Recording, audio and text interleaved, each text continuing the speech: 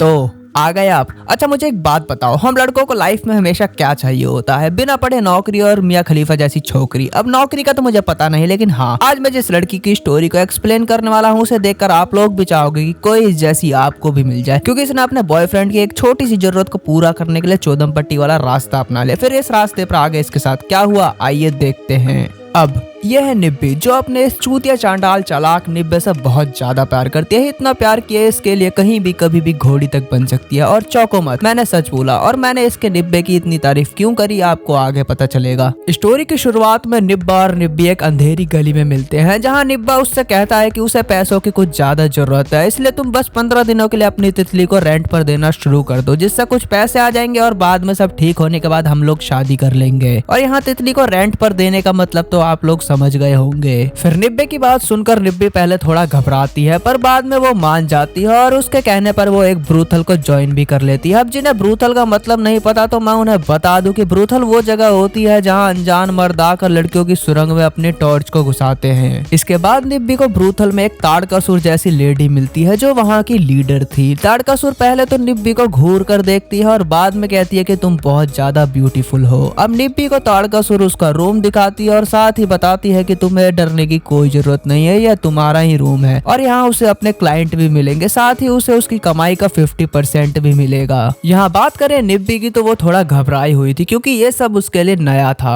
Next scene में हम देखते हैं कि ताड़कासुर निब्बी को वहाँ की बाकी लड़कियों से इंट्रोड्यूस कराती है, जहाँ एक लड़की निब्बी से पूछती है कि तुम्हारा पिंप कौन है, जिस पर निब्बी को पिंप का मतलब नहीं पता था तो वो कुछ नहीं बोलती। इसके बाद ताड़कासुर निब्बी से कहती है कि उसे अपने क्लाइंट को खुश रखना होगा, इसलिए उसे अपनी बॉडी को मेंटेन रखना भी जरूरी है, जिसके लिए निब्बी को चेकअप के लिए एक डॉक्टर के पास ले जाया जाता है, जहां डॉक्टर निब्बी से कहता है कि बहुत बन ली तू अपने निब्बे के लिए घोड़ी, अब सारे अपने कपड़े उतार बहन की पकौड़ी। अब चेकअप के दौरान डॉक्टर निब्बी से पूछता है कि ऐसी क्या मजबूरी थी कि उसे ये सब काम करना पड़ रहा है, जिस पर वो कहती है कि ये सब वो अपने बॉयफ्रेंड के लिए कर रही है, क्योंकि उसे कुछ पैसों की ज्यादा जरूरत थी और पैसे मिलने के बाद सब कुछ ठीक हो जाएगा, फिर वो ये काम छोड़कर उससे शादी कर लेगी। फिर निब्बी की बात सुनकर डॉक्टर कहता है कि साला ऐसा भी क्या प्यार जिसके लिए देनी पड़ जाए अपनी उधार। अगले दिन ताड़कासुर निब्बी को सबके सामने पेपरिका नाम से इंट्रोड्यूस कराती है। अब निब्बी तो काफी ज्यादा ब्यूटीफुल थी, जिसके कारण ब्रूथल में आने वाला हर क्लाइंट उसे ही चूज करता था, जिससे वो 15 दिनों में ही 40 क्लाइंट को हैंडल कर लेती है। और ये सब देखकर ताड़कासुर काफी ज्यादा खुश होती है, क्योंकि निब्बी के आने से उसके ब्रूथल के वारे न्यारे हो गए थे। साथ ही निब्बी के पास अब बहुत ज्यादा पैसे कलेक्ट हो जाते हैं। इसके बाद निब्बी उस ब्रूथल में बहुत ज्यादा पॉपुलर हो जाती है, जिसके कारण वहाँ की लड़कियों के साथ साथ ताड़कासुर भी उसके साथ इंटीमेट होने लगती है। कुछ दिनों के बाद निब्बी अपने एक क्लाइंट चमन से मिलती है, जो कि उसे बहुत लाइक करता था। वो उससे कहता है कि वो उसे लाइक करता है, जिस पर निब्बी बोलती है कि उसकी सुरंग का चौकीदार पहले से ही है कोई, और वो काम के लिए लंदन गया है और उसके आते ही वो ब्रूथल को छोड़कर उससे शादी कर लेगी। फिर निब्बी को निब्बे की बहुत याद आती है, जिसके लिए वो उसे कॉल भी करती है, लेकिन वो कॉल पिक नहीं करता, जिससे वो सैड हो जाती है और अपना मूड फ्रेश करने के लिए चमन के साथ डिनर पे आ जाती है। लेकिन वहां आकर उसके दिमाग का और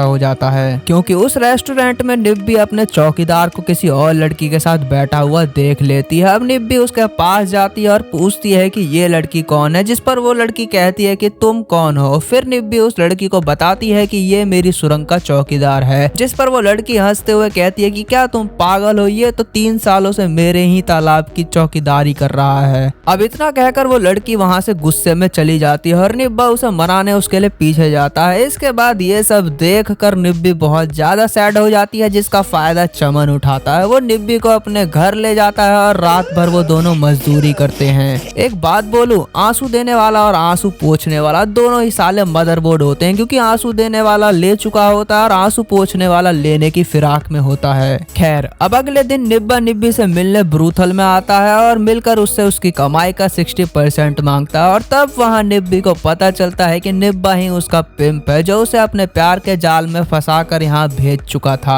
इसके बाद निब्बी बहुत ज्यादा घबरा जाती है और ताड़कासुर से हेल्प मांगती है। ताड़कासुर कहती है कि वो उसकी हेल्प तो कर देगी, लेकिन कुछ दिन पहले एक लड़की ने अपने पिंप को उसका कमीशन देने के लिए मना कर दिया था, तो उसके पिंप ने उसे बहुत ज्यादा मारा। फिर ताड़कासुर की बातें सुनकर निब्बी की फट जाती है और वो डिसाइड करती है कि अब वो इस ब्रूथल को छोड़ देगी और साथ ही इस शहर को भी। लेकिन ट्रेन में निब्बी को उसी लड़की का पिंप मिल जाता है, जिसने उस लड़की को बहुत पीटा था। वो पिंप भी उसे पहचान पहचान लेता है और उसके साथ जबरदस्ती करने की कोशिश करता है। फिर थोड़ी देर बाद हम निब्बी को उसी लड़के के साथ सोया हुआ देखते हैं और वो पिंप उसे कहता है कि वो उसे एक बार में जॉब दिला देगा, जिस पर एग्री होकर वो वहाँ चली जाती है। लेकिन वहाँ का ओनर उसे गलत नजर से देखता है और पिंप के कहने पर वो उसे जॉब नहीं देता, क्योंकि वो पिंप कहीं ना कहीं निब्बी से अपना कमीशन बनाना चाहता था। कुछ दिनों बाद जॉब न मिलने के कारण निब्बी फिर से एक ब्रूथल को ज्वाइन कर लेती है। अब वो एक हाई सिटी में थी जहाँ बहुत बड़े बड़े लोग आकर उसे पहले से कई ज्यादा पैसे देते थे। फिर एक दिन चमन भी उस ब्रूथल में आता है, जिसे देखकर निब्बी बहुत ज्यादा खुश होती है और दोनों फिर से मिलकर पलंग तोड़ मजदूरी करते हैं। और मजदूरी करते करते चमन निब्बी से कहता है कि उसे बोट खरीदने के लिए कुछ पैसे चाहिए। अब जिस ब्रूथल में निब्बी काम कर रही थी वहाँ एक ओल्ड रिच मैन आता है जो कि गवर्नमेंट के एक बहुत बड़ी पोस्ट पर था। वो निब्बी की खूबसूरती को देखकर उस पर लट्टू हो जाता है और सबके सामने उससे शादी करने की बात रख देता है, जिससे निब्बी मान जाती है और दोनों शादी कर लेते हैं। लेकिन वो ओल्ड मैन हवस की आग में इतना अंधा हो जाता है कि वो निब्बी की सुरंग में घुसने के लिए वाइग्रा की गोली कुछ ज्यादा ही खा लेता है, जिसके कारण उसकी मौत हो जाती है। और यहाँ पर वो लाइन बिल्कुल फिट बैठती है कि बुढ़ापे में भूत और हूत का मिलना बहुत हानिकारक होता है, क्योंकि ये दोनों ही हमें यमराज के पास पहुंचाने के लिए काफी है। बस फिर क्या था, उस बुढ़ाऊ के मरने के बाद अब निब्बी को उसकी आधी प्रॉपर्टी मिल जाती है, जिससे वो चमन को नई बोट खरीदने के लिए पैसे देकर उससे शादी कर लेती है और अपनी लाइफ ऐसे जीने लगती है। एंड इसी के साथ ये मूवी भी यहाँ खत्म हो जाती है। तो दोस्तों कैसी लगी आपको मूवी एक्सप्लेनेशन? अगर पसंद आई हो तो प्लीज वीडियो को लाइक शेयर कमेंट करके मेरे चैनल को सब्सक्राइब करें। मिलते हैं किसी नेक्स्ट वीडियो में, बाय।